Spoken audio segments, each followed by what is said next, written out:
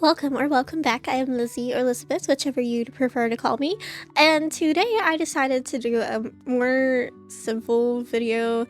It's not really that simple. I wanted to talk about character designing because I like to consider myself a character designer. I'm just not a professional at all. Um, but I do have some tips and for character designing that I thought might be useful to some of you guys. So, this is my unprofessional character designing advice. Take it with a grain of salt. If you want to take the advice, then go ahead. If you don't, then that's fine. Like I said, I'm not a professional. I'm just someone who has been designing characters for a while and has kind of picked up on some stuff, and yeah. Anyway, so, before I get started on that, in the background I am drawing my original character, Rose. I decided that I wanted to draw a thumbnail for the webtoon that I'm creating for her, because I'm redoing the one that's already been posted, which I will link in the description, if I remember to. Anyway, so, character designing tips. Number one, or to start with, is the basics. What do you want to portray in this character? Is it male or female? What's their personality like? Are they stone cold with good posture, or are they bubbly and friendly?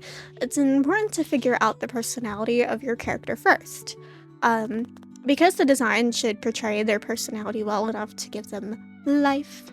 So, say you have a character that's cold and heartless, but they dress like elegantly, that character could probably be rich or maybe royalty. You would want to incorporate that into the design, right? You would probably draw this person standing tall, perhaps looking down on you. Their characters would look like it cost a lot, or they came straight up from the castle. It really just depends on which way you want to go. It could just be a snobby rich kid. Their expression would follow the cold and heartless look. You would design their eyes to match their personality using shape theory, which can help portray a character a lot. Shape theory is great, and I would suggest that you look into that because it's been helping me design my characters, and my boyfriend is actually the one that introduced me to it. But yeah, I've been using it a lot, and it helps a lot with personalities and stuff, because in anime, mostly, it's important to incorporate their personality into their eyes and their facial expressions and stuff. So, anyway, oops. Next, you would worry about like the hair and accessories. Do they keep their hair nice and tidy? Maybe they have a reputation to uphold, or maybe it's messy and they just put it up in a bun or a ponytail, probably like you do on a daily basis. Just saying. I'm kidding. Anyway, I love you. Anyway, again, this all goes hand in hand with whatever personality you give your character. Now, of course, there are characters that could throw you off. Maybe the character is looks cold and arrogant, but is actually very soft-hearted. You would have to be really careful with how you design that, because in some way you would still want to incorporate their personality into it, to let it shine through. So maybe this potentially not so cool character would dress nicely and would have kind of a tall posture about them, but maybe there's some small details letting you know that they might not care too much about how they look. So they could have like rich clothes and it would be like, oh man, this person's a snob because look how they dress. But if you look closer, maybe they lack accessories, and maybe they're just wearing like a plain watch and that's it. Or maybe they're not wearing accessories at all. And maybe their hair is nicely done, but just barely, like there's a few flaws in the style, like maybe a few flyaway hairs, or maybe the bangs are in the face, but everything else is nice. Stuff like that, which can really help incorporate that whole, like, there's probably more to this character than what we're seeing. And I fully believe that a part of character designing is making sure you know that there's a story behind said character. Unless, of course, it's like for commercial use or it's just for the fun of it. Most of these tips is for characters that you want to use for a story, because that's what I am as a writer. So, yeah. Anyway, back to it. And part of that is giving your character a personality and making sure that whatever you go with, it matches with what you have in mind. And there's a lot you can do with that because again, a lot of personalities come from the backstory, and it's like, well, why do they act like this? What comes from this? Why do they do this with their hair? Why do they dress like this? Is it because of their family? Is it because of this? Da da da da. All of that kind of goes hand in hand. Another thing you should focus on is the world and the setting around the character. What kind of world are you trying to convey with this character? If it's in the modern world, then you'd give them modern clothing and say maybe they come from a fantasy world. That gives you a lot more range with what you do, considering most fantasy worlds are a mesh of modern and medieval styles. It allows for a lot of creativity, and really it just depends on you at that point, because if you're wanting to go for like a fantasy world, then there, like I said, there's a lot of creativity with that. You could go like with a fairy tale style where a lot of the clothes are pretty modern, but you still wouldn't see a regular person wear that every day. So it's like a mesh of modern and kind of like that fantasy feel. Or if you want to go with a fantasy that's more futuristic and the only fantasy thing about it is the fact that they have powers and, kind of like My Hero Academia, there's a lot you can do with that, and the only tip I have for you is good luck, because I still haven't figured out how to do a good fantasy look.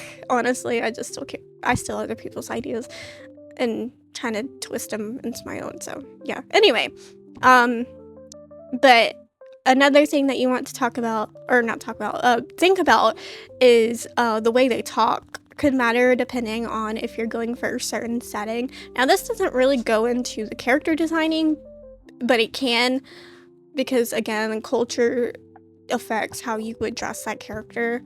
So if it's based in the South, they would have like Southern slang, and they would probably wear something more Southern.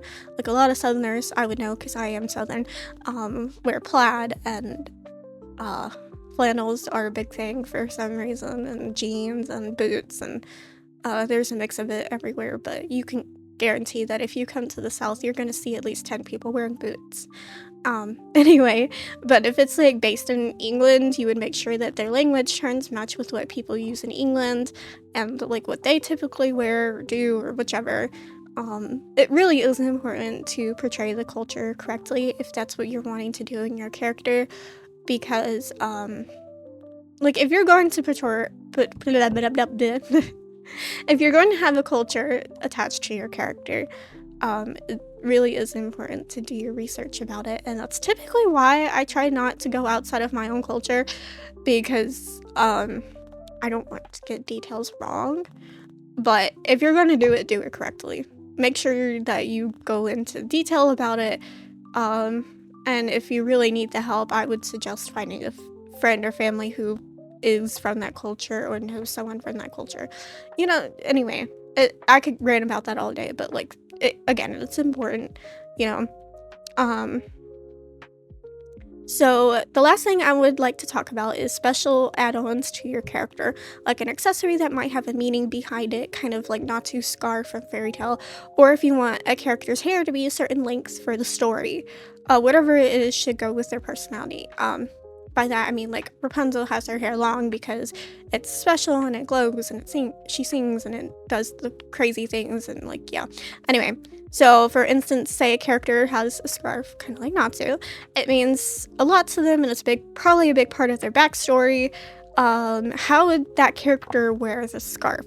There are different ways that you can style a scarf, obviously. If the character is more laid back, then they would probably just throw it on, and that's it. However, if a character is more stylized, then they might not wear it the way you're supposed to. Maybe they wrap it around their waist, or maybe they attach it to their back because they don't really want to wear it, but it's just kind of there because, like, well, it means a lot to me. There's a lot of ways you could do that. All those details really matter when it comes to adding something that has meaning behind it. Like if the character's hair is long, maybe it's because of their culture growing up, because there are some cultures out there that say that like you shouldn't cut your hair if you're a woman, or you shouldn't cut your hair because of this, and one thing that you would want to think about with that is, do they style the long hair? Do they style it up to maybe protect it, or just to kind of show more of their culture?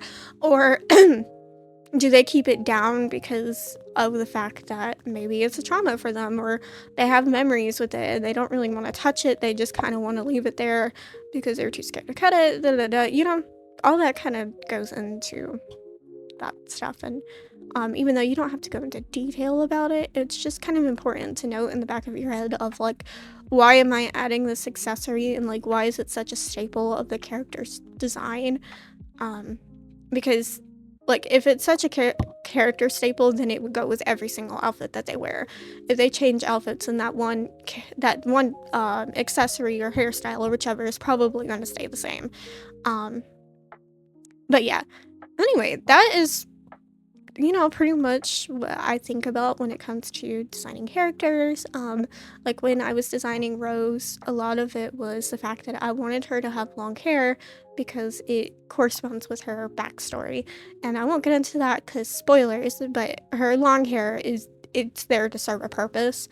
And, you know, one of the things that I also thought about was the fact that, like, well, I want her to have, bright hair, you know, something that's not natural just because it's fun. And anyway, one of the things I really love about character designing though is just the fact that you can get so creative with it, and there's so much detail you can add, but so like you can do it in a way to where it's not overwhelming.